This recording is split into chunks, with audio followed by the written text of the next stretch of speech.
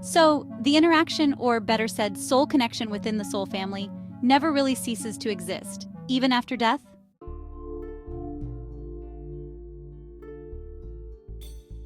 In fact, once the transition occurs, the soul family does everything possible to assist the living members.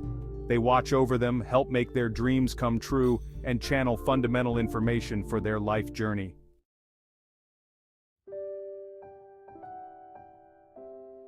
Have you noticed how often sudden achievers like Grammy winners or those who become famous overnight attribute their success to a recently deceased family member? Those touching speeches thanking a late mother, father, or a grandparent are far from accidental.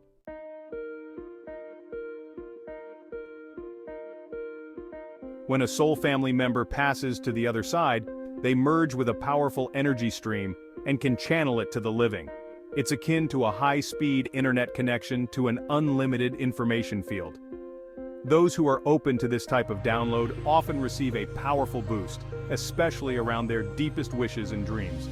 Additionally, the energy, life force, carried by humans throughout life doesn't arrive in its entirety.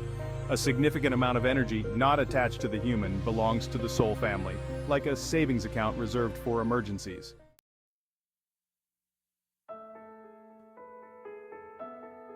What about the people we marry or become romantically involved with? Are they from our immediate soul family? Yes, those you marry or form strong ties with during your life are from your immediate soul family, whether a first-degree connection or a more distant relationship. You recognize these connections by the intensity of emotions towards those individuals, usually stronger and more vibrant compared to the soul family members. Remember, even entire generations of people joined by countries or regions are soul families, though in broader terms.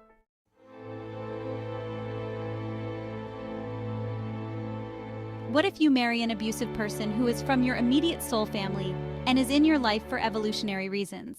Do you still have to endure the abuse? Whether to endure an abusive relationship or walk away to protect yourself and your children is a personal decision.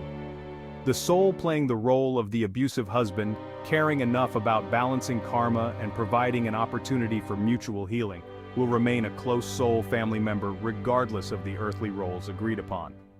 Complicated family dynamics reflect collective karma and the need for healing. It's simplistic to assume that interactions within close soul units will always be loving and supportive. Sometimes they can be abusive or painful. This might be necessary for mutual growth, perhaps for the abused soul to learn to establish healthy boundaries and overcome patterns of victimization.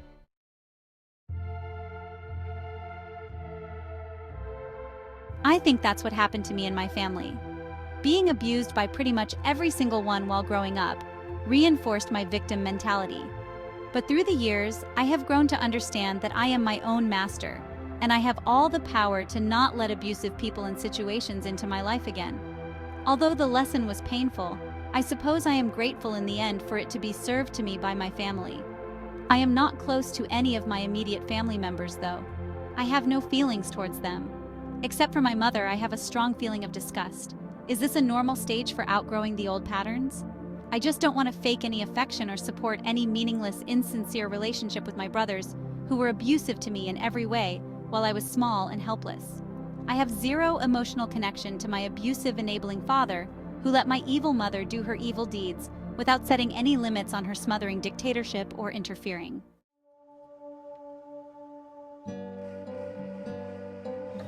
You cannot fake yourself to fit some unobtainable standard of what family should be. Every family is different, and literally, no two families will have the same exact dynamic. The karma of the unit is unique. You can only be honest about how you feel about it.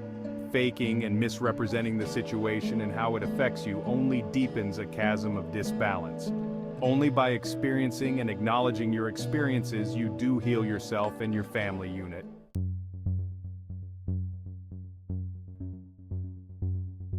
In your case, the dynamic is complicated between you all due to very heavy karma you all carry. You agreed prior to coming here to serve each other an opportunity to heal and balance what is severely distorted. You have suffered from abuse from each other before, and now you came together in an attempt to heal from it. I always felt that there is a heaviness and loathing underneath our interaction as a family.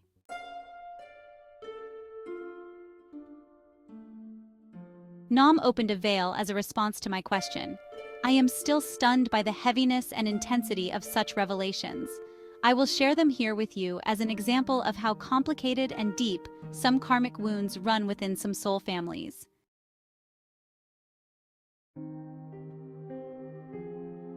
My mother was by far the most influential person in my life. Ever since I remember myself, I have adored her. I was in love with her. No other terms to describe it.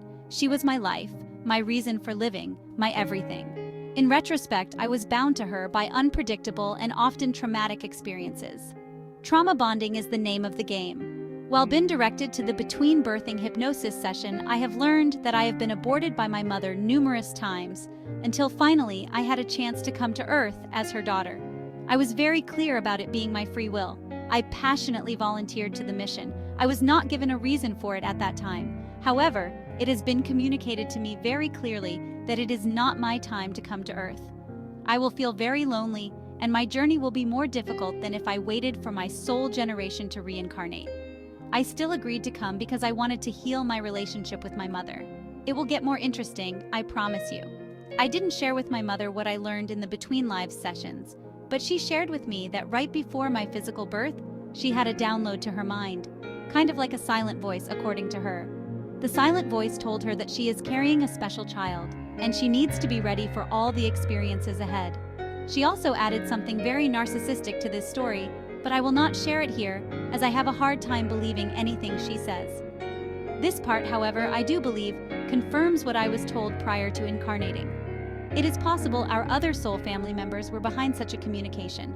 The story in a few words goes like this. My mother neglected me. She left me to live with my grandparents between 3 and 7 years old, with a few short months in the between taking me back home.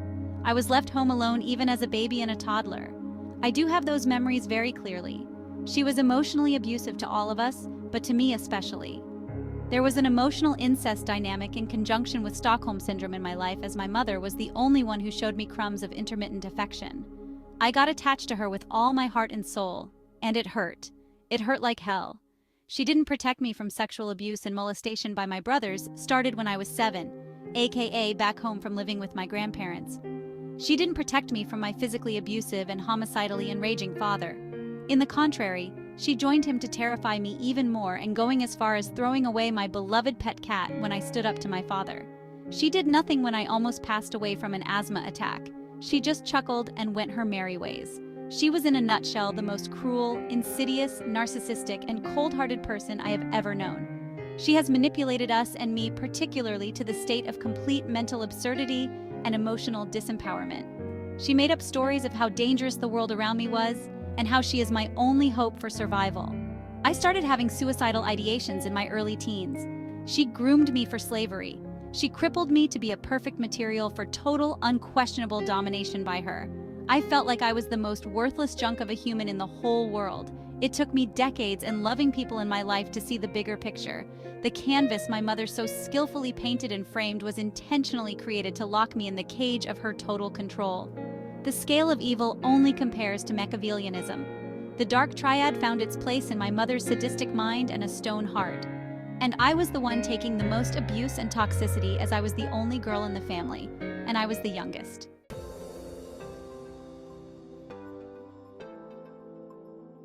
Due to the restricted life in Russia, I had no liberty to move out until at the age of 25. I signed up to be a mail-in bride and headed out to the USA with an older man. Although the move brought many other challenges to my life, I had received a heavenly ticket to finally live slavery-free. When I asked Nam to tell me why I would sign up for this terrible fate in this life, here is what she shared with me.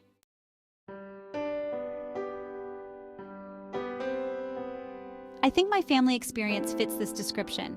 Being abused by nearly everyone as I grew up reinforced my victim mentality. Over time, though, I've realized that I have the power to prevent further abuse in my life. While painful, I'm ultimately grateful for the lessons my family taught me. I feel distant from my immediate family members now, with no feelings toward them, except for disgust towards my mother. Is this normal when outgrowing old patterns? I don't want to fake affection or support insincere relationships with my abusive brothers. I have no emotional connection to my father, who was weak and rageful, and didn't protect us from my mother's smothering dictatorship. Is it okay to withdraw from relatives I feel nothing for, sharing only a past with them? You can't fake fitting into an unobtainable standard of what a family should be. Each family is unique, with no two having the exact same dynamics. The unit's karma is unique. You must be honest about your feelings. Faking and misrepresenting the situation only deepens the imbalance. By acknowledging your experiences, you heal yourself and your family unit. The dynamic is complicated due to heavy karma.